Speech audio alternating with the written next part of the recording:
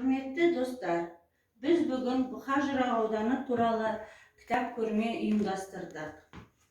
Біздің кітапханамызда өлкетану сағаты ұйымдастырылды. Біз бүгін Бұқар-Жырау ауданының атанғанына 25 жыл болады.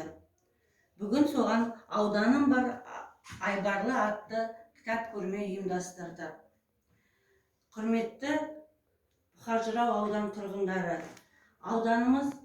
Бұқар-Жырау ауданымыз көркейе берсін, Қазақстан гүлдене берсін, әр отбасыларыңызға денсаулық тілейміз, Қазақстанымыз гүлдене берсін.